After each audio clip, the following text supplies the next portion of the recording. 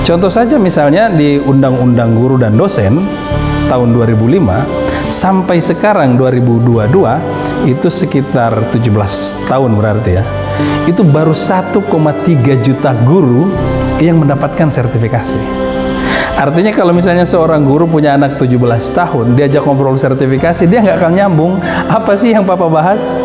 Alhamdulillah nak, sekarang sertifikasi Bapak sudah keluar.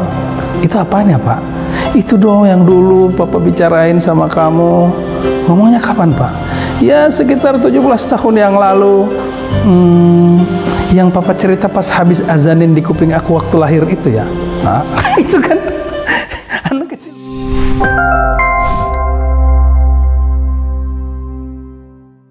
Man ana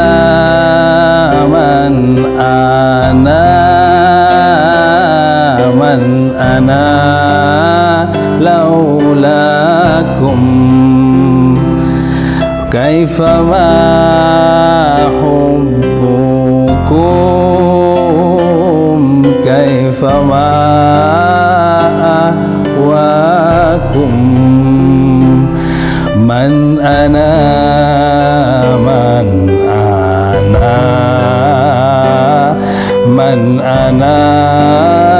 laulakum kaifa ma hubbukum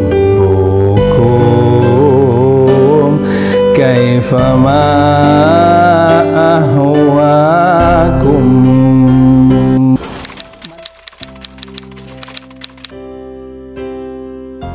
Man ana, lagu penghormatan yang luar biasa seorang murid kepada guru.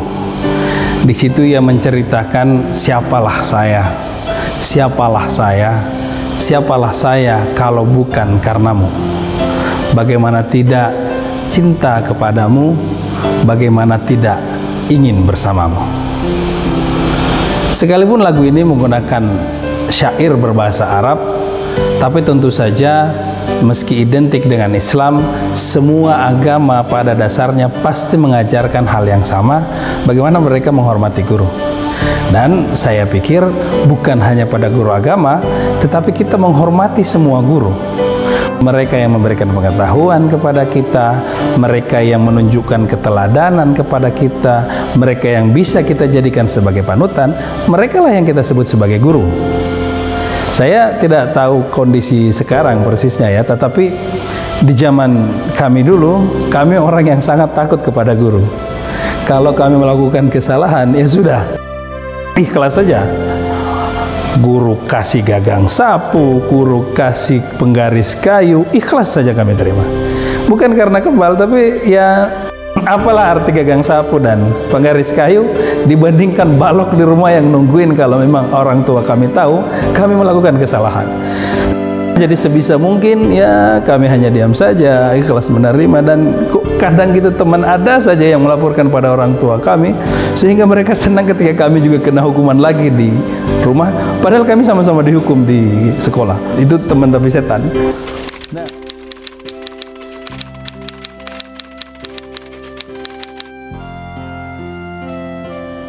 penghormatan kepada guru tentu saja bukan hanya menunjukkan kesopanan perilaku seorang murid kepada guru, bukan hanya persoalan adab, tetapi juga memikirkan tentang kehidupan yang layak bagi mereka, tentang kesejahteraan mereka.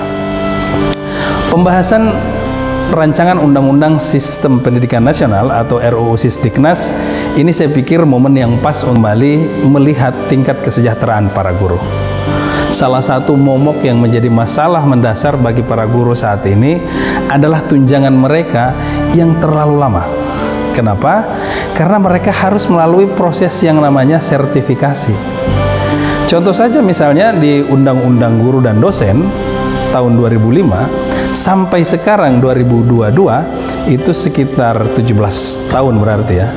Itu baru 1,3 juta guru yang mendapatkan sertifikasi. Artinya kalau misalnya seorang guru punya anak 17 tahun, diajak ngobrol sertifikasi, dia nggak akan nyambung. Apa sih yang Papa bahas? Alhamdulillah nak, sekarang sertifikasi Bapak sudah keluar.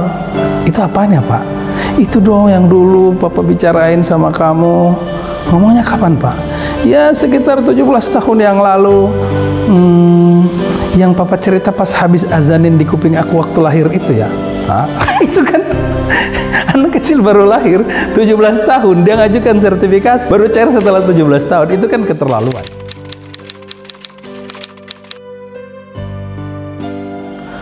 Sumber masalahnya di mana? Karena adanya pembedaan perlakuan antara ASN selain guru negeri dengan para guru negeri. Kalau ASN selain guru negeri, mereka langsung mendapatkan tunjangan tanpa perlu repot-repot sama seperti para guru negeri ini. Para guru harus melalui sertifikasi PPG untuk mendapatkan tunjangan profesi namanya. Padahal kapasitas sistem ini sangat terbatas, maksimal hanya 70-an ribu orang per tahun. Sampai saat ini tadi saya katakan itu baru sekitar 1,3 juta guru yang tersertifikasi. Masih ada sekitar 1,6 juta yang belum, artinya jauh lebih banyak. Kalau menggunakan sistem yang sekarang, mau tunggu sampai kapan lagi? 17 tahun lagi. Anak yang tadi saja itu sudah punya anak lagi, bapaknya sudah pensiun. Yang jelas berarti dia tidak akan mendapatkan tunjangan kalau masih menggunakan sistem yang sama.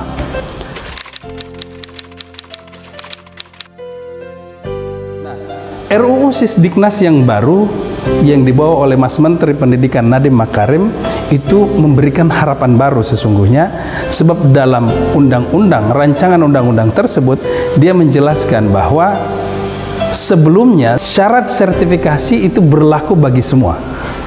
Bagi semua yang belum mendapatkan tunjangan harus melalui sertifikasi.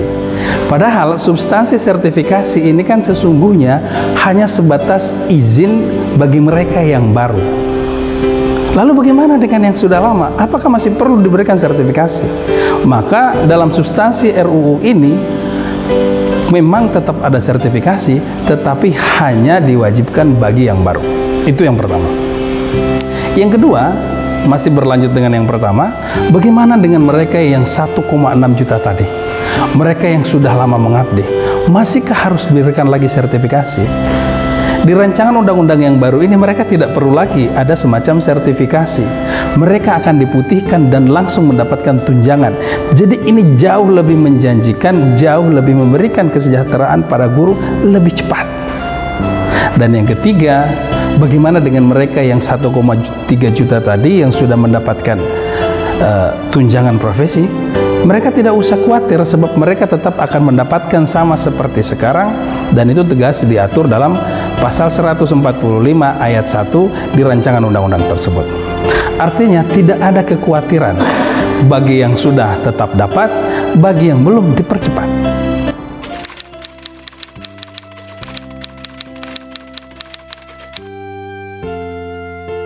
Mas Menteri menjelaskan bahwa untuk guru swasta juga akan mendapatkan perhatian.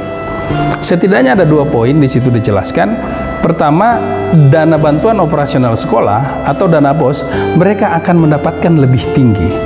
Diprioritaskan agar para guru mendapatkan upah yang sama seperti guru negeri. Yang kedua, jika memang tidak dibayarkan sampai misalnya ada guru yang upahnya di bawah UMR, maka sekolah tersebut bisa mendapatkan sanksi berupa misalnya bosnya dihentikan dan lain sebagainya. Itu yang disampaikan Mas Menteri terkait dengan rancangan undang-undang sistem pendidikan nasional.